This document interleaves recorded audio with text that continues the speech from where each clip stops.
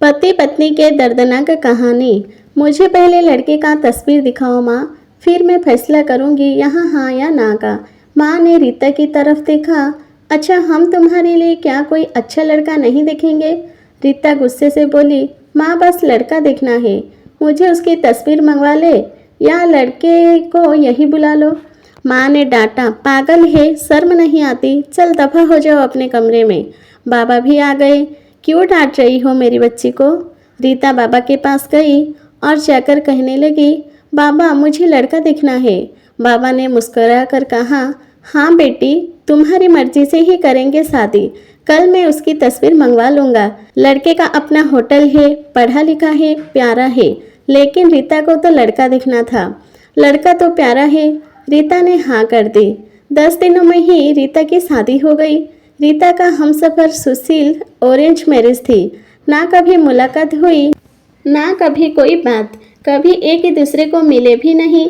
ये ऐसा पवित्र रिश्ता होता है, दो अजनबी एक जान हो जाते हैं, जो कभी जिंदगी में मिले भी ना हो, दो पल भर में एक दूसरे की जान बन जाते हैं।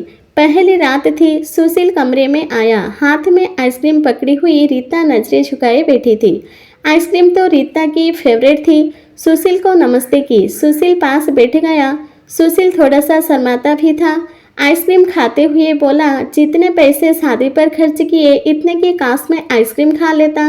रीता का घूंघट उठाकर बोला, आप खाओगी? पहले तो रीता ने शर्माते हुए मना कर दिया, फिर सुशील ने प्यार से कहा, खा लो, प्यार बढ़ेगा। रीता को आइसक्रीम दी और खुद भी खाने लगा। रीता सारी आइसक्रीम खा गई। सुशील ने जब पूछा, आइसक्रीम पूरी खत्म कर दी? रीता मुस्कुराने लगी, वो तो मैं खा गई। सुशील भी मुस्कुराने लगा, बहुत कंजूस हो, आप पहले कहती नहीं खाती और अब देखो सारी की सारी खा गई हो। यहाँ आइसक्रीम 50-50 की थी। रीता सुशील को पहले ही रात इतना तो समझ गई थी कि सुशील दिल का बहुत अच्छा है। रात भर मोहब्बत भरी बातें हो रही। जिंदगी अपनी असल मंजिल की तरफ मुड़ गई। सब बहुत खुश थे। सुशील बाहों में उठाकर झूमने लगा अपने बेटे को।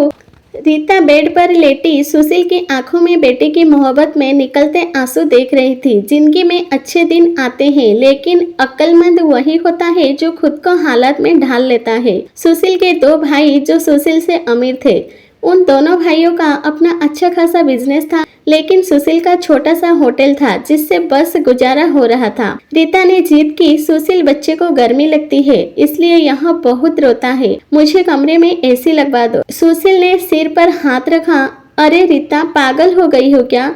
मेरे पास नहीं है इतने पैसे एसी के लिए। रीता ने जीत की। मुझे एसी चाहिए बस। कमरे में सुशील अपने बेटे को सीने पर लेटाकर खेल रहा था उसके साथ। रीता बस एसी लगवाने की जिद किए बैठी थी।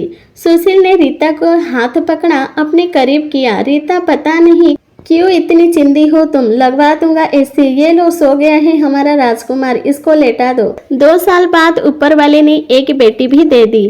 वे दोनों बहुत खुश थे। हर अच्छी बुरी ख्वाहिश पूरी करता था सुशील, लेकिन फिर भी छोटी छोटी बातों पर उनमें झगड़ा रहता ही था। बेटा 4 साल का हो गया था, बेटी छोटी थी। सुशील का होटल का काम अच्छा नहीं चल रहा था। सुशील कुछ परेशान था। घर आया, देखा बेटे ने उसका लैपटॉप तोड़ दिया था। प्रीति मोबाइल पर लगी हुई थी। सुशील ने देखा लैपटॉप टूटा हुआ पड़ा है। सुशील चिल्लाकर बोला, रीता ये क्या है? रीता ने देखा, ये आपके लाडले ने तोड़ा है। सुशील गुस्से में पहले ही था। रीता को गाली देकर बोला, तुम्हारा दिमाग काम नहीं करता?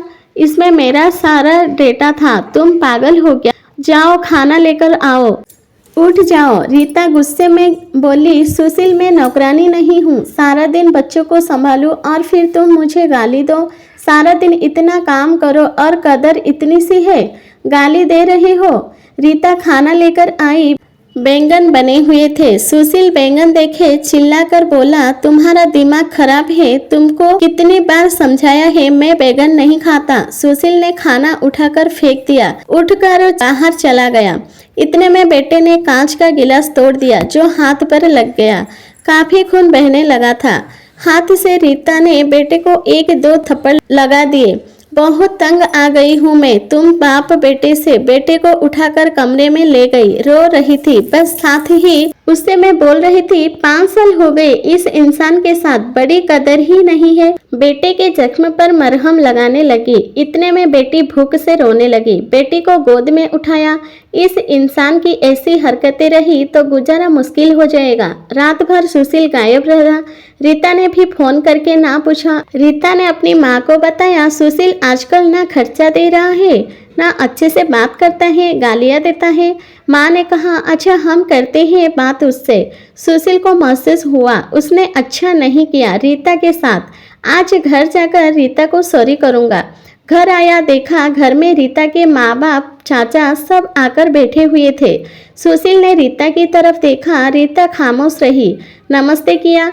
उसके बाद बात तो शुरू हो गई। माँ चिल्लाकर बोली, क्यों बेटा तुम खर्चा नहीं देते हो रीता को, क्यों गालियाँ देते हो? सुशील को बहुत गुस्सा आया। घर की बात ही हम दोनों सुलझा लेते। सुशील ने गुस्से से कहा, इसको सब कुछ देता हूँ, ये बस तमाशा लगाना चाहती है। रीता भी गुस्सा थी। वो भी गुस्से में बोली, क्या देते हो? वो महीने में 10,000 देते हो, जिसका दोनों बच्चों का दूध भी पूरा नहीं होता। एहसान करते हो मुझ पर, तुम्हारे बच्चों पर खर्चा करती हूँ। बहस इतनी बढ़ गई कि सबके सामने सुशील ने रीता को थप्पड़ मार दिया। साथ ले गई, दोनों बच्चे भी साथ ले गई। सुशील ने भी ना रोका उन्हें। रीता नाराज होकर चली गई। रीता को थप्पड़ ज्यादा जोर का लगा था, निशाना बन गया था चेहरे पर। माँ भी रोने लगी। न जाने पहले भी कितना जुल्म करता होगा मेरी बेटी पर, कमीना इंसान। सुशील पहले से ही अपने होटल की वजह से परेशान था, काम ना होने की वजह से, और अब ये परेशान बन गई थी। रीता मायके में थी, सुशील यहाँ था, घर में परेशान था। हालात इतने खराब हो गए सुशील की अपना होटल बेचना पड़ा। 2 महीने गुजर गए। दोनों ने एक ही दूसरे से बात तक नहीं की। दोनों गुस्से में थे। सुशील कहता है, खुद गई है खुद वापस आए।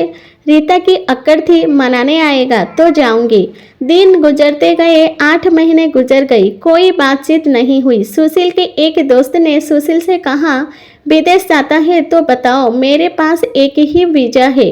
हालात काफी बुरे थे। सुशील विदेश चला गया, नंबर बंद हो गया। 1 साल गुजर गया। दोनों ने कोई बात ना की एक दूसरे के साथ। रीता भाई से खर्चा लेता, बच्चों के दूध का या फिर दूसरे जरूरी सामान का। भाई कब तक दे सकते थे खर्चा? उनके भी अपने बच्चे थे। कभी रीता के बच्चे कोई नुकसान कर देते, कोई चीज तोड़ देते तो रीता की भाभी हजारों बातें करती, ताने देती थी। रीता चुपचाप सुन लेती थी। क्या करती है आखिर, किसी को कुछ बताती भी न थी। दीपावली का दिन था। रीता ने भाई से कहा, पैसे दे दो, बच्चों को शॉपिंग करवानी है। भाभी पास से बोली, बहन साफ सी बात है, हमारे पास फालतू के पैसे नहीं है। उसी इंसान के साथ गुजारा नहीं तो तलाक लेकर किसी दूसरे से शादी कर लो, जाओ यहाँ से। रीता उस दिन बहुत रोई थी। उसे एहसास होने लगा था, सुशील तो मेरे सर का ताज है। सुशील दुबई में बच्चे को याद कर बहुत रोता था। रीता पागल बात कुछ थी नहीं, और तूने यह क्या कर दिया? उधर रीता के भाई ने रीता के लिए एक आदमी देखा जिसकी पत्नी की मृत्यु हो चुकी थी, 4 बच्चे थे। उसके भाई ने रीता से कहा, बस सुशील से तलाक ले लो, इस आदमी से शादी करके घर बसा लो अपना। रीता की आंखें भीग गई थी आंसुओं से। जल्दी से मोबाइल निकाला, सुशील को फोन लगाया, नंबर बंद आ रहा था। रीता रोने लगी, मुझे सुशील के पास ही जाना है, मुझे कोई शादी नहीं करनी किसी से। उधर सुशील का भी दिल तड़पा। उसने सोचा, मेरी रीता तो मासूम सी है, थोड़े से गुस्से पर नाराज हो जाती है ना, खुद ही माफी मांग लूंगा अपनी जान से। वह टिकट कर हिंदुस्तान वापस आ गया। रीता रो रो कर भगवान से अपने पाप को, अपनी गलती की माफी मांग रही थी कि ऊपर वाले मुझे माफ कर दे, मुझे मेरा सुशील वापस कर दे। रात भर रोती रही। सुबह बेटे को नाश्ता करवा रही थी कि तभी दरवाजे पर घंटी बजी। भाभी ने दरवाजा खोला, सामने देखा सुशील खड़ा था। रीता की नजर पड़ी सुशील पर, हाथ से दूध का कप छूट गया। नंगे पांव दौड़ते हुए जाकर सुशील के सीने से जा लगी, चीख चीख कर रोने लगी, सुशील मैं बहुत प्यार करती हूँ तुमसे। सुशील के पांव पकड़ लिए, माफ कर दो सुशील। सुशील ने रीता का माथा चूमा, आंसू साफ किया, तुम भी माफ कर दो मेरी जान, मैंने गुस्से में ज़्यादा बोल लिया था। बच्चों को सीने से लगाया। सुशील प्यार करने लगा। रीता के भाई और भाभी के आंखों में आंखें डालकर गर्व से बोली, मेरा परमेश्वर मेरा हमसफर है। मेरे पास आप लोगों का बहुत बहुत धन्यवाद।